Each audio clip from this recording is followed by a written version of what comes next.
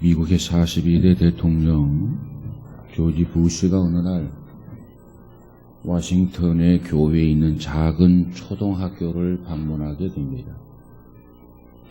이때 아이들은 대통령 할아버지를 너무 반갑게 맞아주면서 사인도 받고 말도 걸었습니다. 그런데 그 중에 앤소니 핸더슨이라고 하는 8살 난 아이가 있었는데 그 8살 난 아이가 대통령에게 이렇게 물었습니다. 할아버지, 진짜 대통령 맞아요? 그때 부시가 대답하기를 그래, 내가 대통령이다. 가짜처럼 보이니? 라고 대답하자 그 아이가 하는 말이 대통령이라는 증거가 없잖아요. 이렇게 말을 했습니다. 그래서 부시는 텍사스주에서 발행한 운전면허증을 꺼내어 보여주었습니다. 그러자 아이는 할아버지의 직업은 거기에 써있지 않잖아요. 이렇게 또 이야기를 합니다. 그래서 이 부시 대통령이 이제 또 신용카드를 꺼내면서 이것은 내 신용카드인데 여기에 내 이름이 있지 않니? 이렇게 말했음에도 불구하고 이 어린이가 말하기를 거기에도 할아버지가 대통령이라는 말은 써있지 않잖아요. 부시 대통령이 난감해졌습니다. 그래서 이번에는 자기 손자와 야구를 하면서 찍은 사진을 보여주면서 마지막에는 자기가 친필로 사인한 명함을 보여주고 그리고 내가 대통령이란다 이렇게 이야기를 했다는 겁니다. 만약에 어느 모임에서 곁에 있던 사람이 당신이 정말 진짜 기독교인이요? 이렇게 여러분에게 묻는다고 한다면 저와 여러분은 무엇으로 내 자신이 기독교임을 증명해 보일 수 있겠습니까? 신용카드입니까? 운전면허증입니까? 아니면 들고 다니는 성경책입니까? 저는 안양중앙교회 목사입니다. 혹은 저는 안양중앙교회 오랫동안 다녔습니다. 그러기 때문에 나는 기독교인입니다. 이렇게 말할 수 있겠습니까? 그렇지 않습니다. 이런 것들은 모두가 다 안양중앙교회에 다니는 교인인 것을 증거할 수는 있을는지 몰라도 내 자신이 기독교인이라는 사실을 증거할 수는 없는 거예요. 그럼 그리스도인이라는 증거가 무엇입니까? 내 자신이 기독교인이란 증거가 무엇이냐 그 말이에요. 여러분, 그리스도인은 내가 누구인가를 증거할 수 있는 사람이 아닙니다. 그리스도인은 예수 그리스도가 누구인가를 증거할 수 있는 사람이라야 된단 말이에요.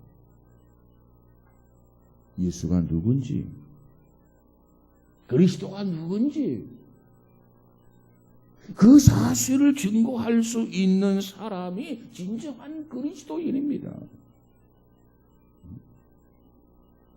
예수를 증거할 줄 모른다면,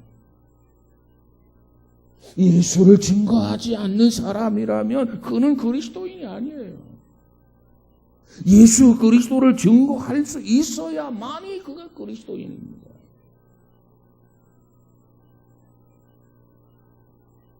초대교회 중에 교부 중에 크리소스톰이라고 하는 교부가 있었어요. 이 사람은 주 347년경에 콘스탄티노플의 대주교가 되게 됩니다. 당시에 예수를 믿던 그런 사람들을 박해했던 황제가 있었는 그 황제가 이 대주교였던 크리소스톰을 붙잡아가지고 황제가 직접 신문을 하게 됩니다.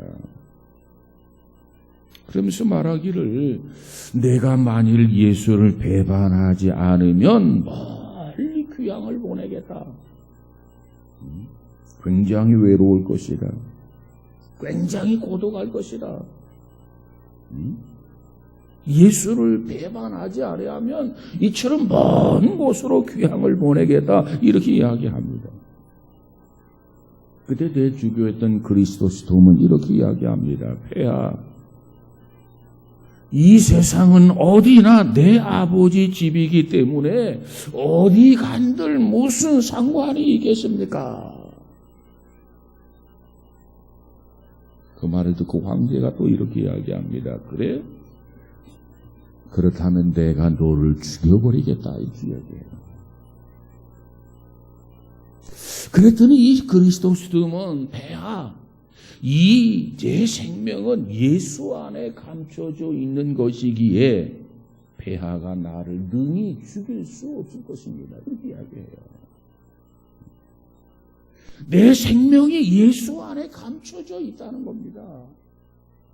그렇기 때문에 폐하라 한들 저를 능히 죽일 수 없을 거라고 이렇게 이야기합니다.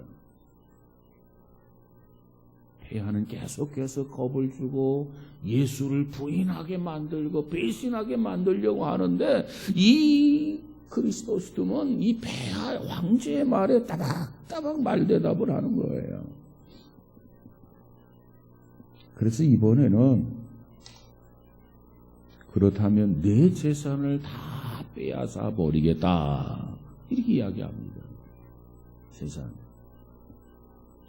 이 황제의 말에 그리스도스톰은 말하기를 폐하, 내 재산은 모두가 다 하늘에 있기 때문에 능히 나의 재산을 빼앗아가지 못할 것입니다. 또 이렇게 이야기를 해요.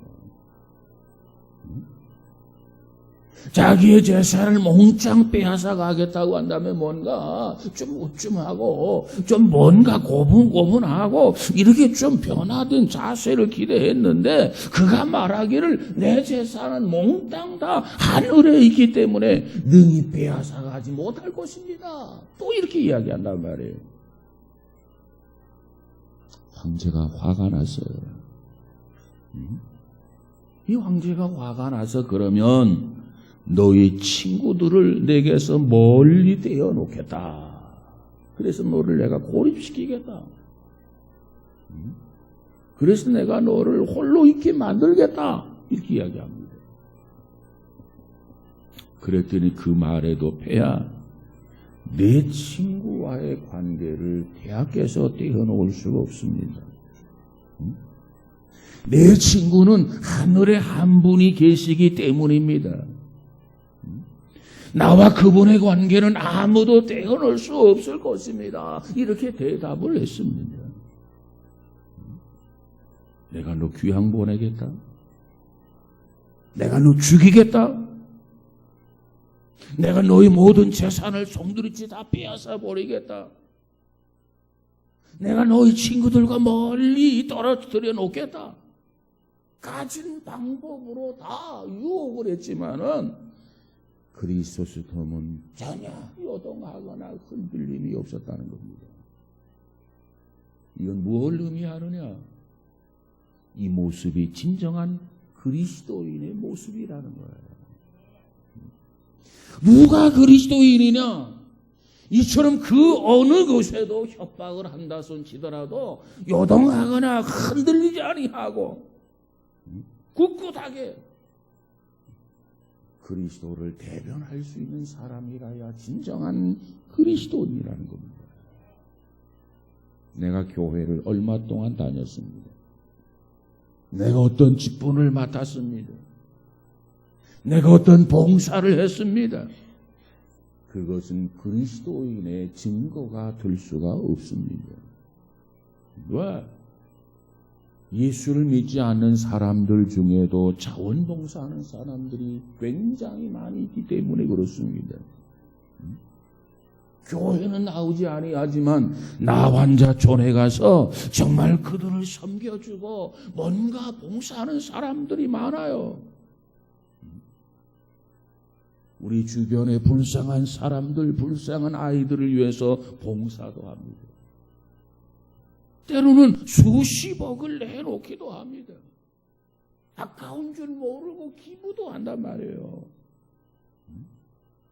여러분, 그렇기 때문에 이와 같은 것으로는 결코 그리스도인과 비그리스도인으로 구별할 수가 없습니다. 그렇다면 그리스도인은 어떠한 사람인가? 정말 기독교인은 어떠한 사람인가? 정말 그리스도인은 예수님을 나의 구주로 믿는 사람들입니다. 예수 그리스도를 믿음으로 말미암아 죄 사함을 받은 사람이 바로 그리스도인입니다. 그리고 나서 예수를 믿어야 삽니다. 예수를 믿어야 구원을 받습니다. 예수를 믿어야 천국에 갑니다. 예수를 믿지 아니하면 지옥에 갑니다. 이렇게 당당하게 말할 수 있는, 이처럼 외칠 수 있는 사람이 진정한 그리스도인이라는 거예요.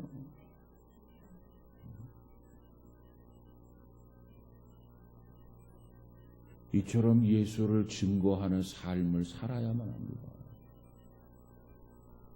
그것이 바로 그리스도인의 삶이에요. 사도행전 3장에 가서 보면은 성전에 기도하러 올라가던 베드로와 요한이 있어요. 기도하러 올라가던 베드로와 요한이 나면서부터 안진뱅이 된 사람을 고쳐주는 기사가 기록되어 있습니다. 안진뱅이를 고쳐주었어요. 그리고 나서 베드로가 뭐라고 말합니까? 이 일은 예수 그리스도께서 능력으로 행한 것이라고 설교를 하게 됩니다.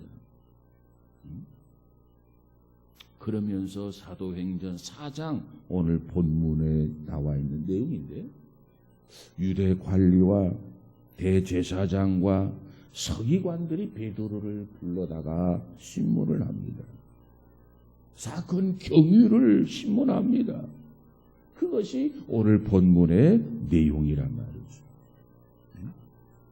자, 나면서부터 소경, 나면서부터 안진뱅이, 나면서부터 병자, 온갖 병자들이 고침을 받는데 이 모든 것이 다 뭐냐? 예수 그리스도께서 능력으로 행하신 것이다.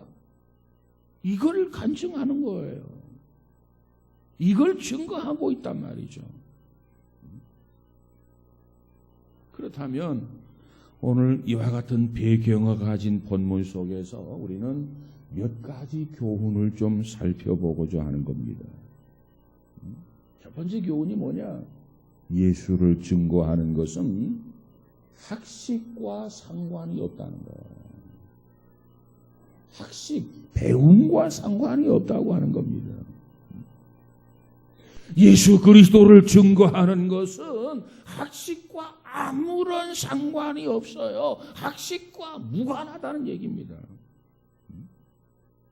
오늘 본문 13절에 보니까 뭐라고 말합니까? 저희가 베드로와 요한이 기탄이 없이 말함을 보고 그 본래 학문 없는 범위로 알았다가 이상히 여기며 그랬어요.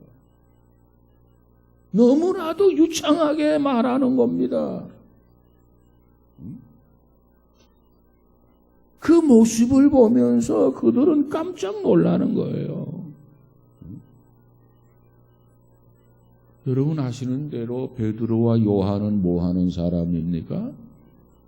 고기잡이 어부였어요. 이 베드로와 요한은 뭐 하는 사람이었습니까? 한마디로 말하면 무식한 사람이었어요. 배움이 없는 사람이었어요. 가방끈이 짧은 사람이었단 말이죠. 그저 낮이면 바닷가에 가서 고기를 열심히 잡습니다. 그리고 밤이면 비린내 나는 손을 씻고 잠자리에 들게 됩니다. 피곤해서 나가 떨어집니다. 그리고 다음 날이면 다시 바닷가로 나가서 고기를 잡습니다. 이것이 베드로와 요한의 생활이었습니다. 이 베드로와 요한이 무슨 웅변학을 배웠다든가 논리학을 배웠다든가 무슨 수리학을 배웠다든가 그와 같은 거 공부할 겨를이 없었어요. 그런데 이 사람들이 예수를 증언하고 있단 말이에요. 너무나 논리적이었어요. 저들의 입이 딱 벌어졌어요. 얼마나 힘있게 예수 그리스도를 증거하고 있는지 몰라요. 그래서 저들이 뭐라고 말합니까? 저들이 기탄 없이 말함을 보고 그 본래 학문 없는 범인으로 알았다가 이상히 여기며 그랬어요. 아니 도대체 저 사람들이 어디서 뭘 배웠기에 저렇게 논리적이고 저렇게 힘이 있고 저렇게 설득력이 있는가?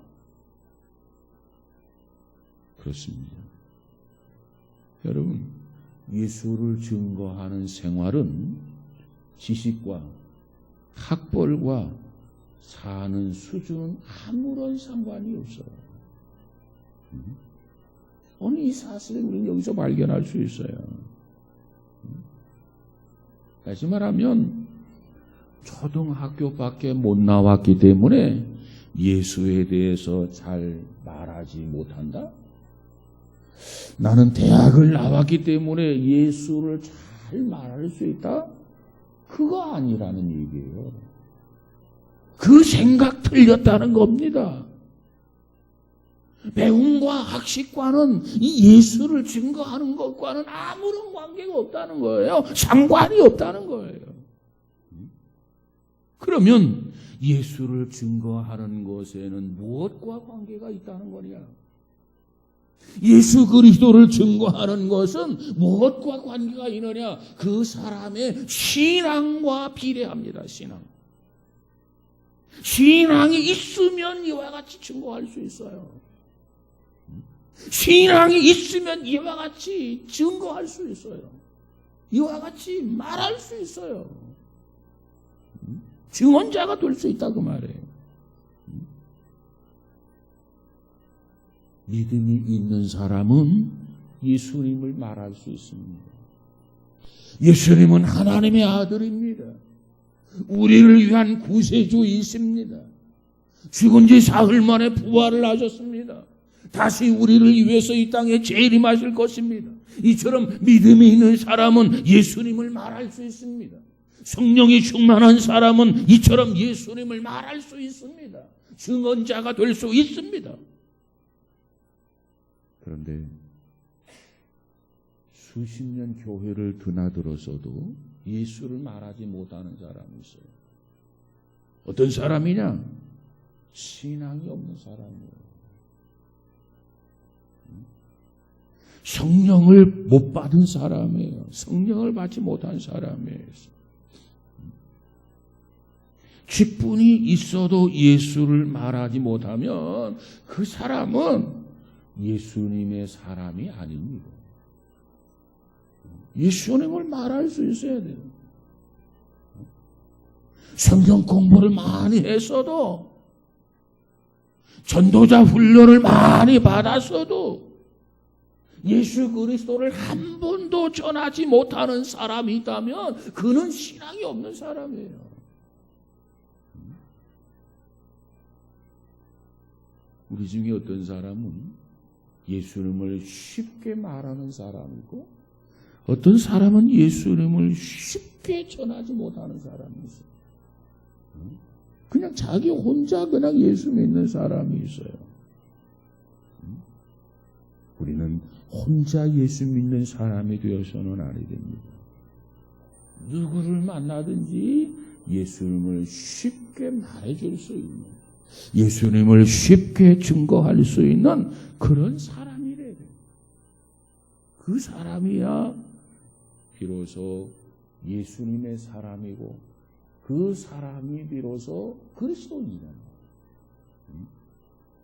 오늘 제자들처럼 정말 예수님을 누구를 만나든지 전할 수 있는, 증언할 수 있는, 간증할 수 있는 우리 모두가 되어지기를 주님의 이름으로 축복합니다. 두 번째로 그들은요, 보고 들은 것을 전했습니다.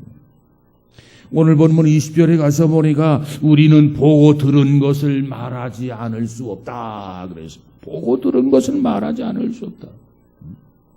로마서 10장 14절에 가서 보니까 듣지도 못한 일을 어찌 믿으리요, 전파하는 자가 없이 어찌 들으리요. 그래서 누군가가 전파해야 누군가가 듣게 되고 그것을 들어야만이 믿게 된다는 거예요. 전하는 자가 없으면 듣는 자가 없고 듣는 자가 없으면 믿는 자가 없다는 거예요. 그래서 오늘 본문의 이 베드로와 요한은 들었던 거, 보았던 거 그대로 전하게 되었다는 겁니다. 시편 49편 20절에 가서 보니까 존귀에 처하나 깨닫지 못하는 사람은 멸망하는 짐승 같도다. 그래서 존귀에 처하나, 존귀한 사람인데 깨닫지 못하는 사람은 멸망하는 짐승 같도다. 그래, 짐승. 자, 이 시편 기자의 말을 빌으면 보고 들었어요. 근데 깨닫지를 못해요. 그리고 말하지도 못해요. 이런 사람을 무엇으로 비유했느냐? 짐승과 같은 사람이다. 그렇게 비유를 했어요. 사람과 짐승의 차이점이 있어요. 사람과 짐승의 차이점이 무엇입니까? 사람은 보았던 거, 사람은 들었던 거, 자기의 삶에 적용하고 가르치고 실천하는 것이 사람이에요. 그런데 짐승은 뭐냐? 보았어요. 깨달았어요. 그러면서도 적용할 줄 몰라요. 가르칠 줄도 몰라요. 실천할 줄도 몰라요. 이게 짐승이라는 거예요. 여러분, 우리가 짐승이 되어서야 되겠습니까? 우리는 짐승보다도 훨씬 더 나아야 합니다. 왜? 하나님이 우리를 지으실 때 하나님의 형상을 쫓아서 그대로 지으셨기 때문에 그렇습니다. 그리고 우리 안에 하나님의 성품을 그대로 심어 주었기 때문에 그렇습니다. 그러기에 우리는 보고 들은 것을 말해야 합니다. 보고 들은 것을 말하지 않으면 안 됩니다. 뭘 보았습니까? 뭘 들었습니까? 뭘 깨달았습니까? 무슨 은혜를 입었습니까? 그걸 전해라 말이에요. 그걸. 우리는 눈으로 성경을 읽었어요.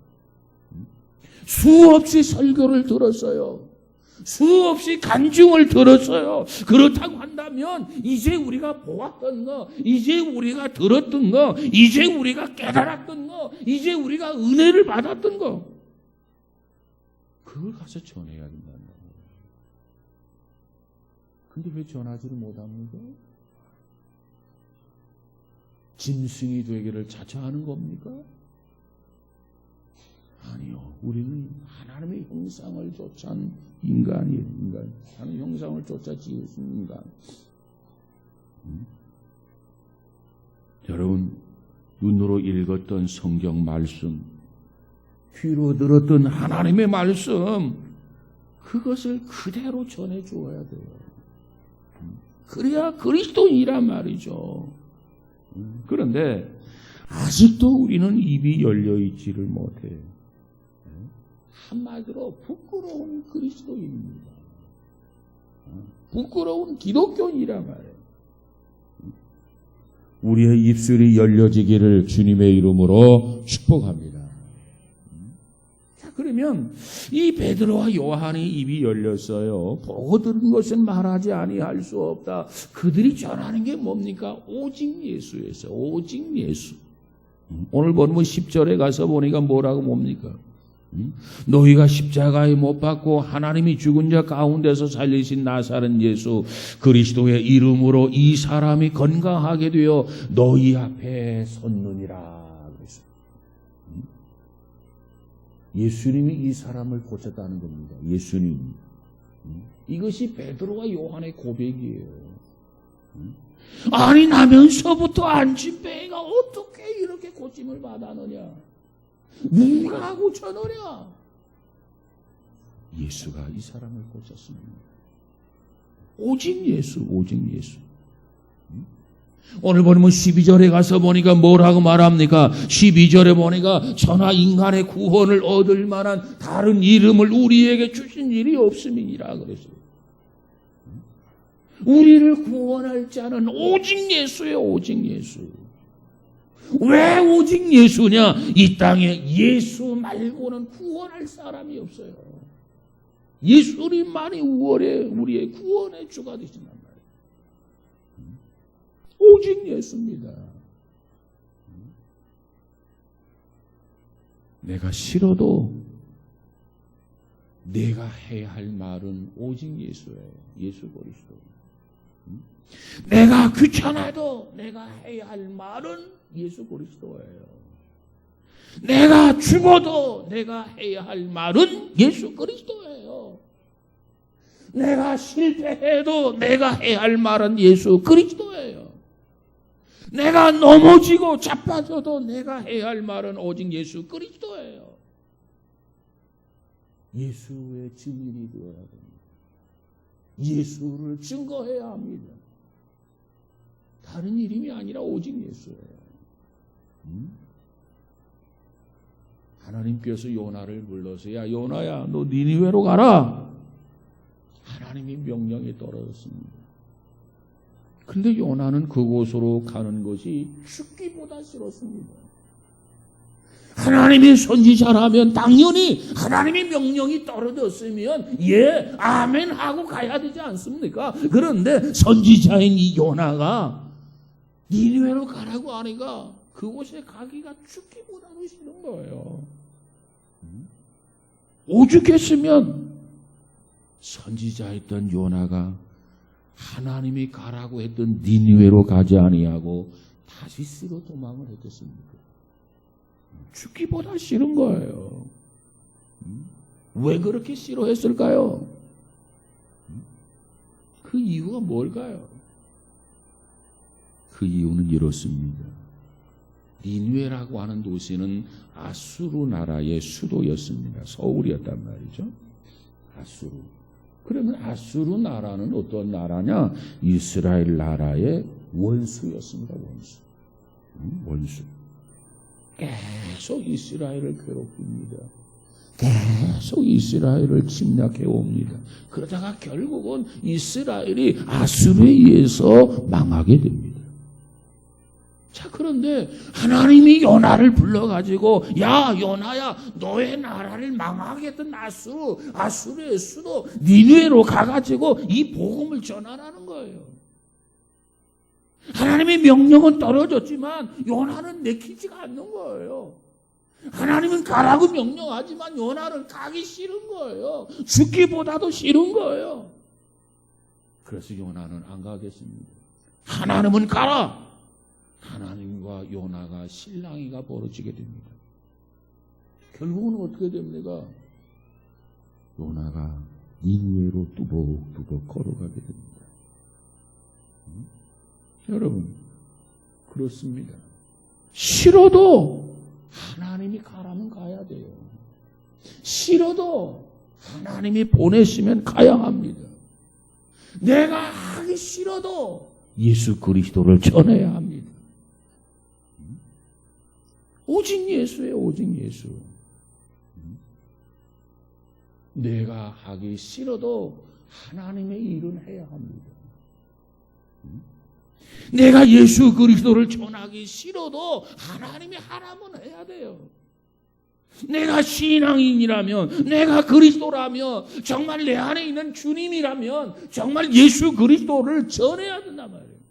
이게 진정한 그리스도인이고 이것이 기독교인이에요.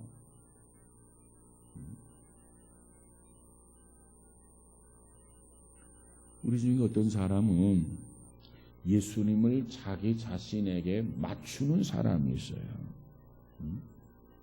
내 취미에 맞추고 내 경험에 맞추고 내 고집에 맞추고 그래서 적당히 믿으려는 사람들, 적당한 신앙, 이런 사람들은요 신앙인이 아니에요.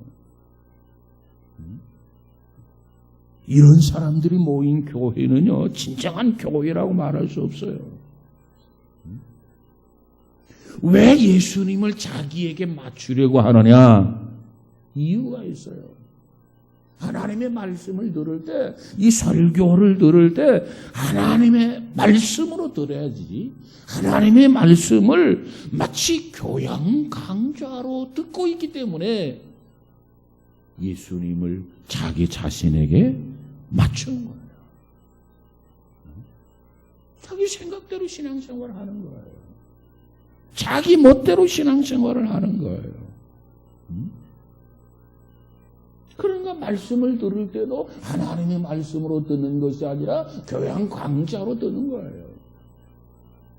그처럼 하나님의 말씀을 들으니까 그 말씀이 우리 안에 들어와서 역사해야 되는데 역사가 나타나지 않아요. 아무런 변화가 없어요. 말씀을 들으면 들을수록 겸손하고 말씀을 들으면 들을수록 우리가 낮아지고 열매를 맺어야 되는데 변화가 없으니까, 역사가 없으니까 아무런 열매가 맺혀지지 않는단 말이에요. 이렇게 신앙생활하는 사람이 있어요. 또 다른 사람은 예수님께 자신을 맞추는 신앙생활이 있어요. 예수님께 자신을 맞춥니다. 자기 자신을 쳐서 하나님의 말씀 앞에 복종하고, 자기 자신을 쳐서 하나님 말씀 앞에 순종하고, 그래서 자신의 취미도 예수님에게 맞춥니다. 자기 자신의 삶을 예수님께 맞춥니다. 자기 자신의 인생관, 자기 자신의 가치관까지라도 예수님께 맞춥니다. 그래서 살아도 주를 위해서 살고 죽어도 주를 위해서 죽겠다. 무엇을 먹든지 마시든 주님을 위해서 먹고 마시겠다. 이렇게 사는 사람, 자기 자신을 예수님께 맞추는 사람이 진정한 그리스도인이에요. 여러분은 어떠한 사람입니까? 예수님을 자신에게 맞춥니까? 자신을 예수님께 맞추는 사람입니까? 둘 중에 하나예요. 여러분은 어떤 사람인지 한번 생각해 보시기 바랍니다. 우리는 예수를 자신에게 맞추는 사람이 아니라 우리가 예수님께 맞추는 사람, 진정한 그리스도인, 우리 기독교인이 되어지기를 주님의 이름으로 축복합니다. 싫어도 해야 돼요. 귀찮아도 해야 돼요. 내 구미에 맞지 않더라도 해야 돼요. 그리고 주님을 따라가야 돼요. 이것이 진정한 그리스도인 기독교인이란 말이에요. 나 주님만 따라가리. 이와 같은 찬양이 가능합니까? 그 찬양이 가능해야 돼요. 그래야 그리스도인입니다. 성경의 스데반을 보세요. 성경의 사도 바울을 보세요. 그들은 죽어가면서 예수 그리스도를 외쳤던 사람들이 아닙니까? 자기 자신의 삶을 쏟아 부으면서 오직 예수 그리스도, 오직 예수만을 외쳤던 사람들이 바로 스데반이요, 바로 바울이었단 말이에요. 우리도 그처럼 살아야 돼요. 죽으면서도 해야 할 말, 예수 그리스도. 죽더라도 해야 할 말, 예수 그리스도. 마지막까지 우리가 불러야 할 말, 그 이름은 예수 그리스도. 마지막 숨을 거둘 때도 예수 그리스도. 우리는 예수 그리스도를 불러야 되고 예수 그리스도를 말할 수 있어야 됩니다. 마지막 숨을 거둘 때 남편의 이름을 부른다고 해도 아무 소용이 없어요. 남편이 내 생명을 1분 1초라도 연장시켜 줄 수가 없어요. 마지막 숨을 거둘 때 아내의 이름을 불러도 아무 소용이 없어요. 마지막 죽을 때 충성했던 회사의 이름을 불러도 소용이 없어요. 회사가 내 생명을 붙들어 줍니까? 아니에요. 그 직장이 나를 하나님 나라로 인도해 줍니까? 아니에요. 누가 나를 하나님 나라로 인도해 줍니까? 누가 나를 저 천성에 입성하도록 만드냐 말이에요. 예수 그리스도예요. 예수 그리스도. 나는 길이요 진리요 생명이니 나로 말미암지 아니하고는 누구든지 아버지께로 올 자가 없느니라. 정말 예수가 그리고 정말 예수가 진리고 정말 예수가 생명이란 말이에요. 우리가 살아서도 불러야 할 이름은 예수, 죽어가면서도 불러야 할 이름은 예수, 마지막 숨을 거둘 때도 불러야 할 이름은 예수 그리스도 이름뿐입니다. 다른 거 없어요. 체면 때문에,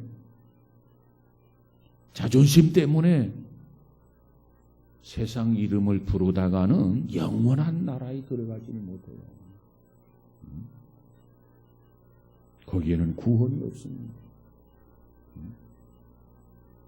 오늘 본문 16절 말씀해 보세요. 베드로와 요한이 예수를 증거할 때 그를 시기하고 방해하려던 유대인들이 말한 내용이 기록되어 있어요. 저들이 뭐라고 말합니까? 우리도 부인할 수 없도다.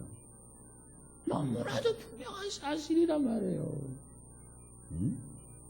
우리도 부인할 수 없도다. 여러분, 누가 예수를 막을 수 있겠습니까? 지난 역사를 보세요. 총과 칼로서 예수를 막았지만 결국 그 총과 칼은 부러지고 말았습니다. 예수 그리스도의 복음은 지금도 살아서 전해지고 있습니다. 불교권이 예수를 막았어요? 회교권이 예수를 막았어요? 그러나 예수 그리스도의 이름은 지금도 더 넓게, 더 깊게 전파되고 있는 거 믿으시기를 바랍니다. 누구를 통해서 전파되고 있느냐? 먼저 믿는 자를 통해서 전파되고 있어요. 그래서 예수님께서 말씀하기를 뭐라고 말합니까? 누구든지 사람 앞에서 나를 시인하면 나도 하늘에 계신 내 아버지 앞에서 저를 시인할 것이요, 누구든지 사람 앞에서 나를 부인하면 나도 하늘에 계신 내 아버지 앞에서 저를 부인하리라 그랬어요. 이 말씀은 무서운 말씀입니다. 주께서 나를 시인하느냐 부인하느냐에 따라서 천국에 가느냐 가지 못하느냐 결정되어져요. 주님이 시인하면 나는 천국에 갑니다. 그런데 주님이 부인하면 나는 천국에 가지 못해요. 천국에 가지 못하면 어디 가느냐? 지옥에 간단 말이에요. 지옥에. 날마다 우리의 삶 속에서, 매일매일 계속되는 삶 속에서 예수님을 부인하면 예수님도 나를 부인한다는 거예요. 그런데 예수님을 시인하면 나도, 예수님도 우리를 시인한다는 겁니다. 여러분의 직장 생활에서 예수님을 시인하면 주님도 여러분을 시인한다는 거예요. 그런데 직장에서 여러분이 주님을 부인한다면 주님도 여러분을 부인한다는 겁니다. 그렇다면 시인이라는 건 도대체 뭐냐? 입으로 말하는 거예요. 입으로 고백하는 거예요. 이거 시인입니다. 나는 하나님을 믿습니다. 나는 예수님을 믿습니다. 그리스도는 나의 구세주입니다. 이렇게 말하고 이렇게 고백하는 거, 이것이 바로 시인이에요. 시인. 로마서 10장 10절에 사람이 마음으로 믿어 의에 이르고 입으로 시인하여 구원에 얻느니라 그랬어요. 이처럼 고백은 중요합니다. 이처럼 시인은 중요합니다. 우리는 입으로 말해야 합니다. 우리는 입으로 전해야 합니다. 이것이 우리들이 해야 할 일이에요. 그래야 그리스도인입니다. 이걸 말하지 아니하면, 이것을 말하지 못하면 그건 그리스도인이 아니에요. 예수를 말할 수 없다면, 그리스도를 말할 수 없다면 그는 그리스도인이 아니고 기독교인이 아니라 그 말이에요. 여러분, 예수를 말할 수 있습니까? 그리스도를 말할 수 있습니까? 말해야 해요. 고백해야 돼요.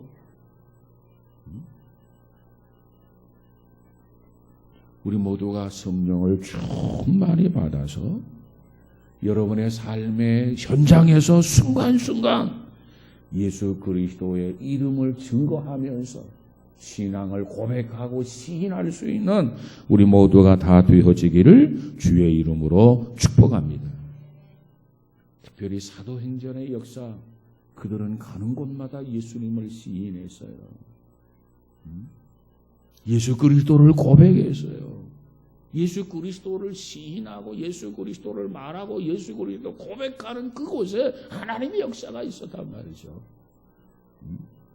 여러분 가정에서 예수를 말하고 여러분의 직장에서 예수를 고백하고 시인하고, 그래서 여러분의 가정에서나 여러분의 직장에 하나님의 역사가 나타나고 하나님의 역사를 체험할 수 있는 우리 모두가 다 되어지기를 주님의 이름으로 축복합니다.